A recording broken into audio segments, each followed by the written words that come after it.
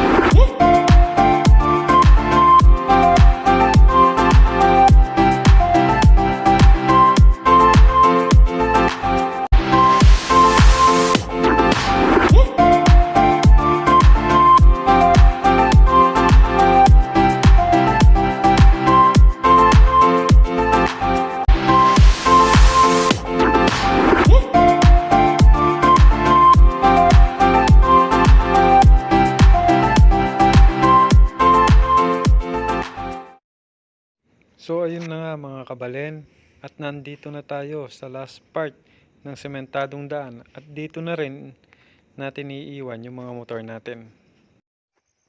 At eto na nga guys, at uumpisan na natin yung lakaran. Itong part na to kailangan talaga lakad na lang, kasi mahirapan yung mga motor natin dito, lalo na may kaangkas ka. Kaya kung pupunta ka dito, kailangan magpakatatag ka. Okay.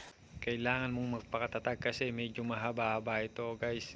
Siguro nasa almost 3 hours na lakaran hanggang dun sa falls. At siya nga pala no guys, kapag pupunta kayo dito, kailangan yung kumuha ng permit sa munisipyo ng Porac. Then pagkakuha nyo ng permit, coordinate kayo sa barangay captain dito sa may Barangay Sapang Uwak.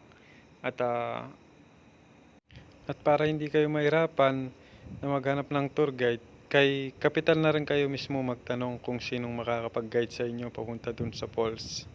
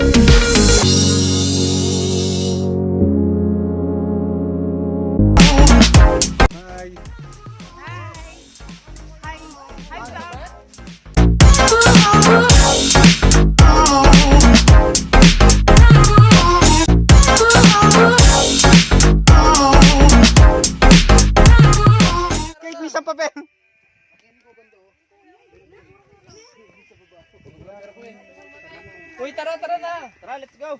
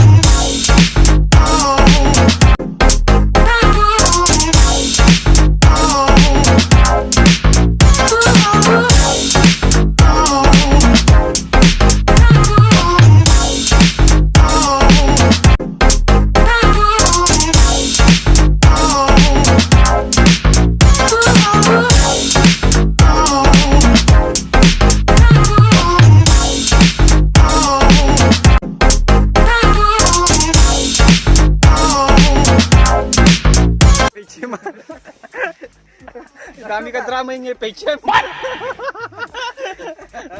Gabi ini tahu, tahu mo drama Jeff. Sarala isip pre sir. Alila sir, tawal na lang rin eh. Ano man santol din eh.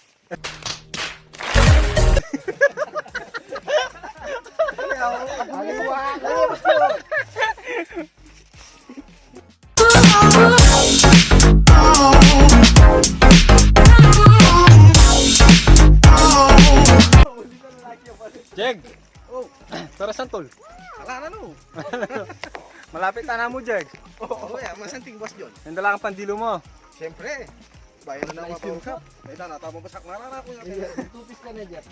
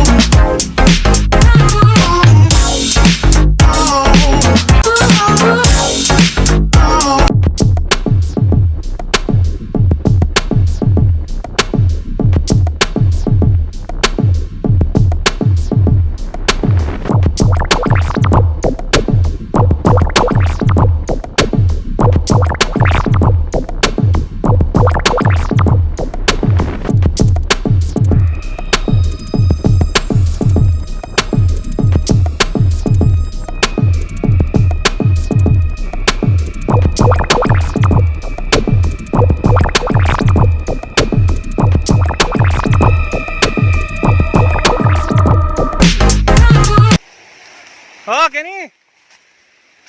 Pababo. Suklaban may kai, tanaman. And finally guys, at nasa Miyamit Falls na kami. Pagkatapos ng mahigit 2 oras na lakaran, narating din namin itong falls. Sa ngayon ay sulitin na muna natin yung ganda at lamig ng lugar na ito. At saka na natin isipin yung pauwi. Siguradong banatan na naman mamaya pag-uwi.